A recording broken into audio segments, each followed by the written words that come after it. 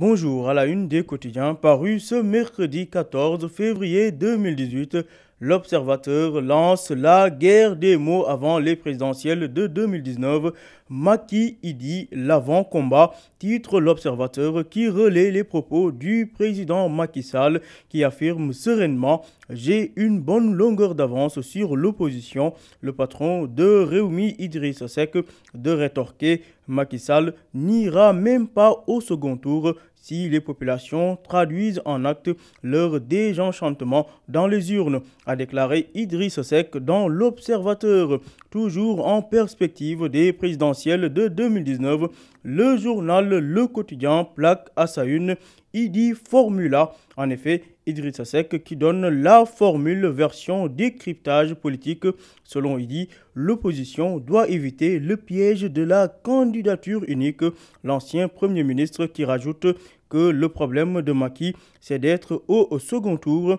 Le leader du parti Rewmi qui réitère son invitation au présidentiel pour un débat télévisé pour évoquer la situation du pays, nous dit le quotidien. Le journal Enquête, dans sa parution du jour, consacre sa une à la bataille de leadership dans l'opposition. Idi et Sonko en selle, peut-on lire à la une de l'Enquête.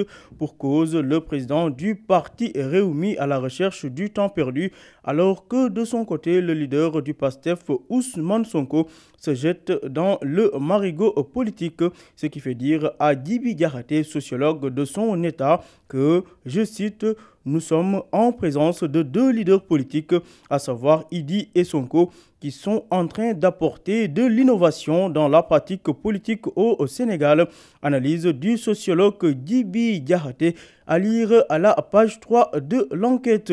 À la une du journal LAS, la réplique du président Macky Sall n'a pas tardé. Le président qui répond à l'opposition, ces gens ne m'impressionnent pas, martèle le chef de l'État à l'endroit de ses détracteurs. Macky Sall qui rajoute dans les colonnes de Vox Populi, soyez rassurés, je n'ai rien à craindre, nous sommes en train de faire des efforts dans tous les domaines, c'est pourquoi il y a beaucoup de bavardage, a déclaré le chef de l'État dans Vox Populi. L'Observateur s'intéresse également à l'audit du fichier électoral. Au moins 6 millions de Sénégalais ont été enregistrés sur le nouveau fichier qui comporterait un taux d'erreur compris entre 1,9 et 2%. L'État du Sénégal devrait réceptionner au plus tard le 20 février prochain le rapport final de l'audit, renseigne l'Obs. Toujours à la une de l'Observateur, l'on apprend que le procès de l'imam Alioune Badara Ndao et de ses co-accusés se poursuit aujourd'hui. Toutefois, le procès pour apologie du terrorisme devrait être renvoyé pour laisser place au procès de la caisse d'avance.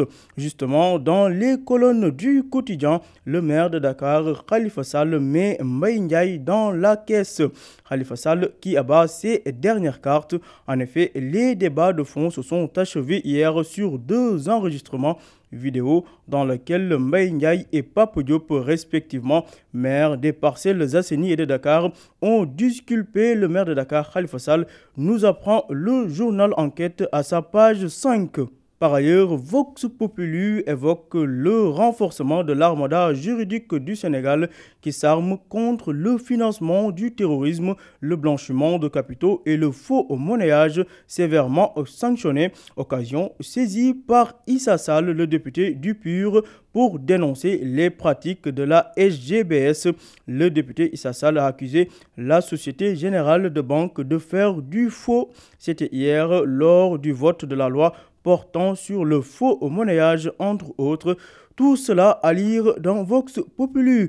Le journal Libération évoque à sa une la mission de vérification à la mairie de Dakar où un virement égaré intrigue l'IGE.